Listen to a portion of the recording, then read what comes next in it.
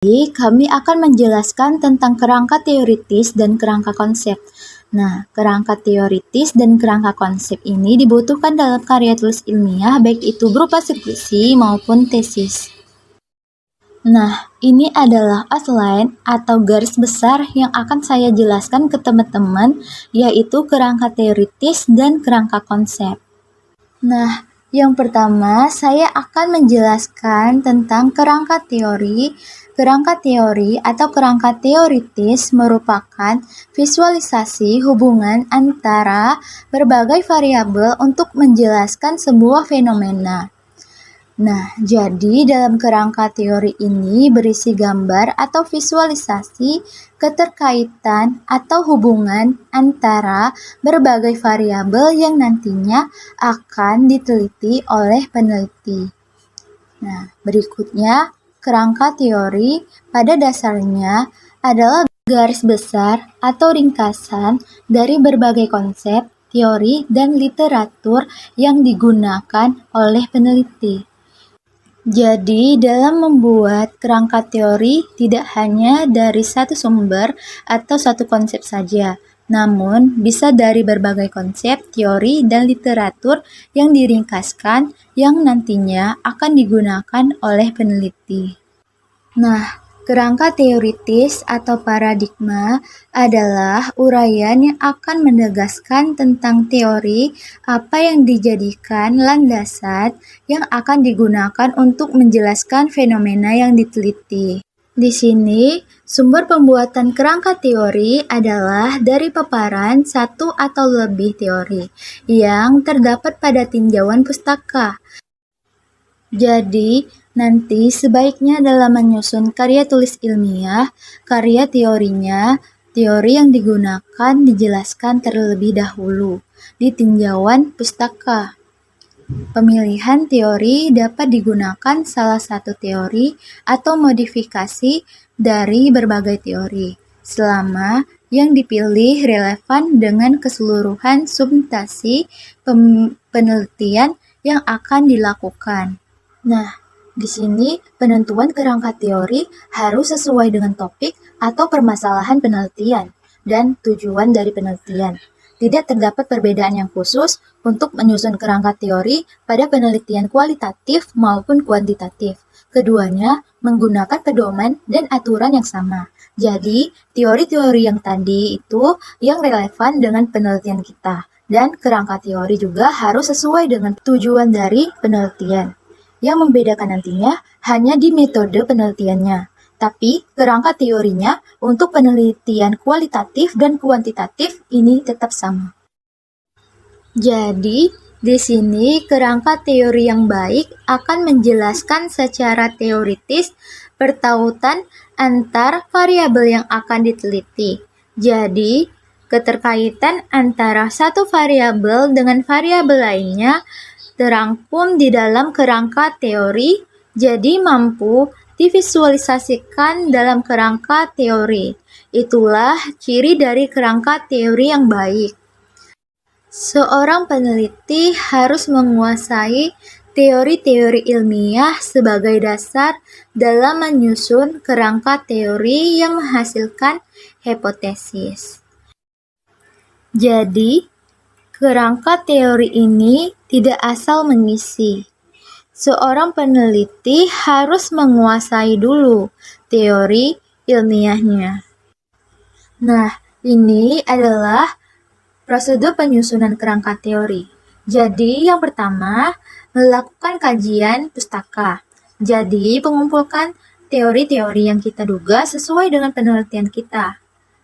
Yang kedua, setelah sintesa atau modifikasi antara teori yang satu dengan yang lain. Setelah dikumpulkan, kita melakukan sintesa atau dibaca dan direview. Setelah itu diringkas atau melakukan modifikasi antara teori yang satu dengan teori yang lain. Nah, yang ketiga, menyusun sendiri kerangka pemikiran secara logis, runtut, dan rasional. Jadi, setelah kita kumpulkan teorinya, kemudian kita melakukan sintesa, dibaca, dan direview, dan diringkas, kemudian kita harus menentukan teori yang ingin kita teliti. Kemudian teori yang ingin dimodifikasi atau yang sudah didapatkan disusun ulang ke dalam kerangka pemikiran kita. Jadi, itu adalah kerangka teori dalam penelitian kita. Nah, adapun peranan kerangka teori dalam penelitian. Nah, di sini yang pertama memberikan kerangka pemikiran bagi penelitian. Yang kedua, membantu peneliti dalam menyusun hipotesis penelitian. Yang ketiga, memberikan landasan yang kuat dalam menjelaskan dan memaknai data dan fakta. Yang keempat, mendudukkan permasalahan penelitian secara logis dan runtun. Yang kelima, membantu dalam membangun ide-ide yang diperoleh dari hasil penelitian. Yang berikutnya, memberikan acuan dan menunjukkan jalan dalam membangun kerangka pemikiran. Yang selanjutnya, memberikan dasar-dasar konseptual dalam merumuskan definisi operasional. Yang berikutnya, membantu mendudukkan secara tepat dan rasional dalam mensintesiskan dan mengintegrasikan gagasannya. Nah, selanjutnya kita akan masuk dalam penjelasan kerangka konsep. Apa itu kerangka konsep? Nah, di sini yang pertama, turunan dari kerangka teori yang telah disusun sebelumnya dalam telaah pustaka. Yang kedua, visualisasi hubungan antara berbagai variabel yang dirumuskan oleh peneliti setelah membaca berbagai teori yang ada dan kemudian menyusun teorinya sendiri yang akan digunakannya sebagai landasan untuk penelitiannya. Yang ketiga, kerangka hubungan antara konsep-konsep yang akan diukur atau diamati melalui penelitian yang akan dilakukan. Diagram dalam kerangka konsep harus menunjukkan hubungan antara variabel-variabel yang akan diteliti. Kerangka yang baik dapat memberikan informasi yang jelas kepada peneliti dalam memilih desain penelitian. Nah, di sini penyusunan kerangka konsep akan membantu peneliti untuk membuat hipotesis, menguji hubungan tertentu, dan membantu peneliti dalam menghubungkan hasil penemuan yang teori yang hanya dapat diamati atau diukur melalui variabel. Kerangka konsep juga berperan untuk mengidentifikasi jaringan hubungan antar variabel yang dianggap penting bagi masalah yang sedang diteliti. Nah, ini adalah contoh kerangka konsep. Di sini ada 3 konsep. Konsep yang pertama adalah faktor langsung yang mempengaruhi status gizi. Konsep yang kedua adalah faktor yang tidak langsung yang mempengaruhi status gizi. Dan konsep yang ketiga adalah permasalahan gizi itu sendiri. Jadi di sini hubungan antara faktor-faktor langsung dan faktor tidak langsung terhadap permasalahan gizi ini digambarkan melalui garis panahnya.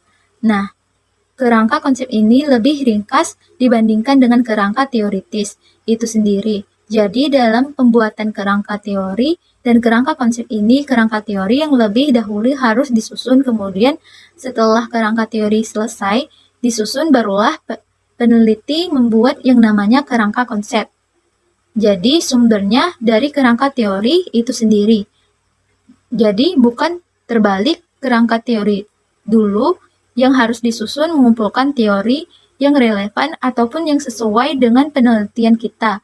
Kemudian dari kerangka teori ini kita fokuskan lagi variabel-variabel yang akan kita teliti dan kita visualisasikan ke dalam kerangka konsep. Nah, sekian penjelasan saya terkait tentang kerangka teoritis dan kerangka konsep.